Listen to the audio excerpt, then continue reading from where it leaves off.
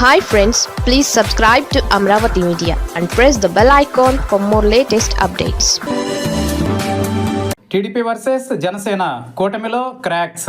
కూటమిలోని మిత్రపక్ష పార్టీలకు ఒకరంటే ఒకరికి పొసగడం లేదు. ఒక పార్టీ ఎమ్మెల్యేగా ఉన్న చోట అక్కడ మిత్రపక్ష ఇన్ఛార్జీలను పరిగణలోనికి తీసుకోవడం లేదు.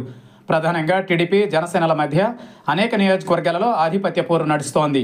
రాజోలు నియోజకవర్గాన్ని తీసుకుంటే ఇక్కడ వరుసగా 2 సార్లు జనసేన గెలిచింది.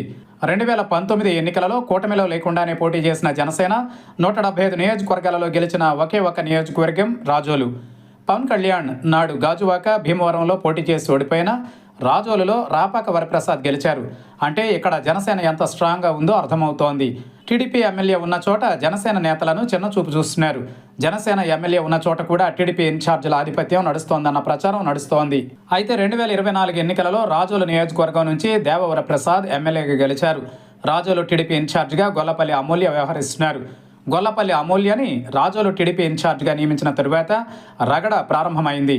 సీఎం రిలీఫ్ ఫండ్ చెక్కులను పంపిణీ చేయడానికి అమూల్యకు పీజీఆర్ఎస్ లాగిన్ ఇచ్చారు. గొల్లపల్లి అమూల్య ఇన్ఛార్జ్ అయిన తరువాత మొదటిసారి 6 సీఎంఆర్ఎఫ్ చెక్కులు వచ్చాయి. టీడీపీ అధిష్టానం లబ్ధిదారులకు ఇంటికి వెళ్లి ఇవ్వమని అమూల్యను ఆదేశించారు. దీంతో ఒక చెక్ తీసుకుని బళ్ళప్రసాద్ ఇంటికి వెళ్లి అందజేశారు. 2 చెక్కులు పంపిణీ చేసిన తరువాత జనసేన ఎమ్మెల్యే దేవవరప్రసాద్ నుంచి ఆ చెక్కుల పంపిణీ ఆపేయాలని ఆదేశాలు వచ్చాయి. దీంతో సీఎంఆర్ఎఫ్ చెక్కుల పంపిణీ కార్యక్రమం నిలిచిపోయింది. అయితే వీరిద్దరి మధ్య గొడవలో కడలి పంచాయతీ ఉద్యోగిపై ఎమ్మెల్యే ఆగ్రహం వ్యక్తం చేశారు. అతని ఉద్యోగం పీకేయాలంటూ అధికారులను ఆదేశించారు. అతనిని ఉద్యోగం నుంచి తొలగించి అతని వద్ద ఉన్న తెలుపు రంగు రేషన్ కార్డు కూడా తీసేయాలని జనసేన ఎమ్మెల్యే దేవవరప్రసాద్ హుకుం జారీ చేశారు.